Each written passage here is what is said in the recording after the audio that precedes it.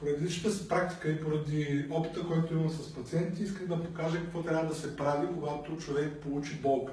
Значи в началото много често, когато се появи болка, в зависимост от характера на болката, тя може да кажем, сега ще говорим първо за шийната област, може да предизвиква лека тъпа болка. Какво трябва да правим първите дни, за да не се налага да се срещате с такива специалисти като мене и други подобни и да вземате големи количества лекарства и проблема да се удължи във времето. Първите 2 дена са изключително важни, за да не се влоши проблема. Първите 2 дена трябва да пазите врата си. Какво значи това?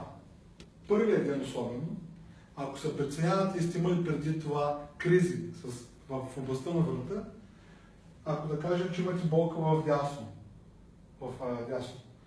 или примерно имате болка на страни, или имате болка на заде, първият ден трябва да избягвате тази болка. Не трябва да правите нищо свързано с тази болка. Ако ви се налага, въртете се от тялото, гледайте да се завъртате цялото тяло, но надясно не се завъртайте. Не го дразнете местото. Можете да вземете противовъзпалителни, болкоуспокояващи, някои нестероидни противовъзпалителни такива лекарства, които ги продават без рецепта, вземете някои кремче от типа на различните мазила, които ползвате най-често за болки, когато се появят. Няма значение каква марка, важното е да направите така, че да се успокои местото. Да няма болка, да няма опакване в този момент и да не го дразните през целия ден. Ако се наложи, може да спите с по-висока или по-ниска възглавница, в зависимост от това, кое ви облегчава. Намерете позицията. Дали лягате на страни, дали лягате на гръб, дали лягате леко полустраничен лек, полугръб, нали, по някаква такава позиция по-лека. Трябва да намерите позицията, в която вас не ви боли. Ако се чувствате добре да вървите и да не седите дълго време седнали, вървете. Повече време не заставайте в позиции, които ви боли. Това е изключително важно за първия ден. Ако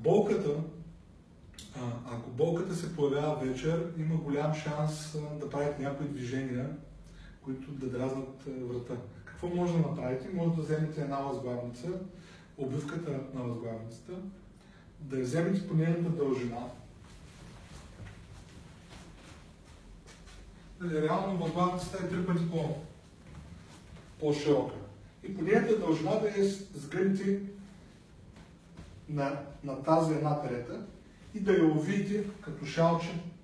Говоря за обвивката на възглавница, не за закълъвката на възглавница, не за самата възглавница, да завидите се като шалче и с една безопасна игла да хванете това шалче и когато лягате да спите, за първия ден говоря,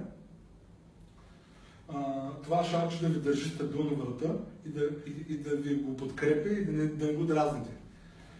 Има някои неща, които може да направите за врата си. Втория ден, ако болката продължава, може да почнете постепенно да се движите врата в позицията на болка, която ви боли. Ако кажем, че ви боли надясно, може да правите примерно серийки през ден, през няколко часа, 10 пъти да завъртите надясно до момента, в който усетите болка и да спирате. Легнали по гръб, разбира се, в позиция, която е по-лека за вас. Тази позиция ви облегчава. Ако възглавницата не ви е удобна, работите без възглавница. Да кажем, че се чувствате по-добре без възглавница, боли ви надясно. Завършите до болка и вършите. Завършите до болка и вършите. Завършите до болка и вършите. Това говори за втория ден. Ако това нещо ви раздразва и болката тръгва да слезе надолу, значи това не е показано за вас.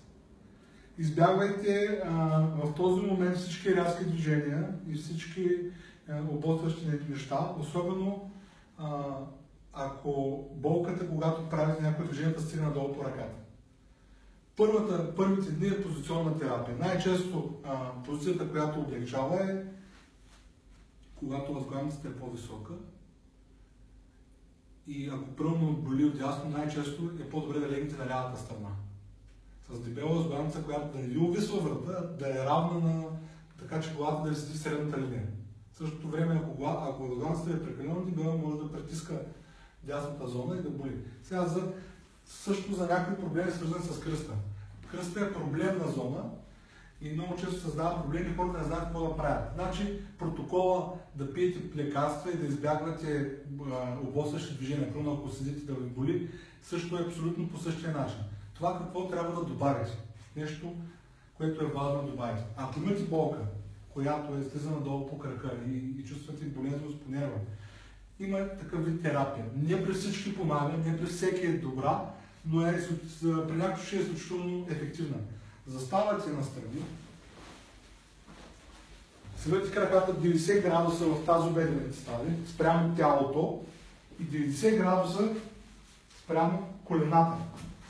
И пускате краката отвън леглото. По този начин нашия коклчук, ще ви покажа какво помага. Когато спуснете краката, тази зона се отваря и нерва, където излиза, се освобождава, ако е притиснат, се отпуска и не го дразни. Ако болката се увеличава и става по-силна, това не трябва да го правите.